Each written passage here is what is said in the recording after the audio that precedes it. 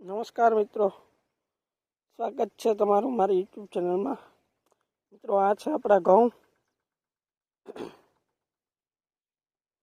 મિત્રો ઘઉંને આજે 1 મહિનો દિવસ પૂરો થયો છે ત્યારે આપણે વિડીયો બનાવી છે। આપણે આમાં 3 પાણી પાયા છે હજી સુધી। 2 પાણી ઉગાવવામાં પાયા હતા અને 3જું પાણી ખાતર આપીને પાયું છે। મિત્રો હવે ઘઉં તમે જોઈ રહ્યા છો, આમાં ખાતર નાખવું જોશે, પડશે કે નહીં પડે, શું લાગે છે તમને? તમે મિત્રો કમેન્ટ કરીને કહો। ચોથું પાણી આપણે 2-3 દિવસ પછી શરૂ કરશી, તો તમે મિત્રો કમેન્ટ કરો કે આમાં ખાતર નાખવું જોઈએ કે પડશે કે નહીં પડે કે શું। આવા કંઈક ઘઉં દેખાય છે, આવી કંઈક આછી જગ્યા છે।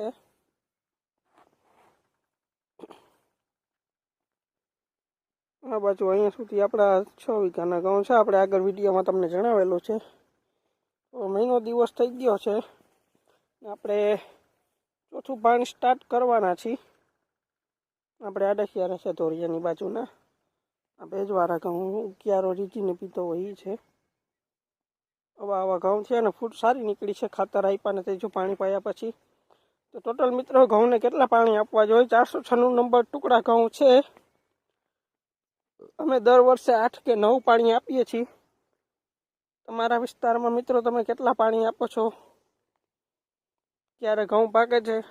જે મિત્રો આપણે આ વચમાં જગ્યા દેખાય છે એ દાંડવું ભરાઈ ગયું હતું, એટલે થોડાક ક્યારામાં આપણે માંડવીનું હોય તો તરત ખબર પડી જાય, પણ આમાં આપણે ખબર નહોતી પડી, એટલે ઘણા ક્યારાઓમાં આપણે વચમાં આટલી જગ્યા દેખાય છે, દાંડવું બંધ થઈ ગયું હતું એના હિસાબે। એનું કારણ મિત્રો એ કે આપણે અહીંયા ઘઉંની બાજુમાં જ જીરુંનું વાવેતર કરેલું છે। જીરુંનું વાવેતર કરીએ ને તો મિત્રો આપણી આ કુંડી છે, અહીંયા ભેજમાં રીજીને ગારા જેવું થઈ ગયું હતું, એના હિસાબે અહીંયા ઉણનીવાળા આવ્યા વાવવા, એટલે દાંડવું ભરાઈ ગયું હતું, ભેજવાળું હતું, એટલે એવું બધું હતું મિત્રો। એટલે એ બાજુ કિયારામાં વચ્ચે જગ્યા દેખાય છે કારની। મિત્રો આવા કંઈક ઘઉં છે આપણા। તમે મિત્રો કોમેન્ટ કરો, ખાતર નાખવું જોશે, પડશે નહીં પડે?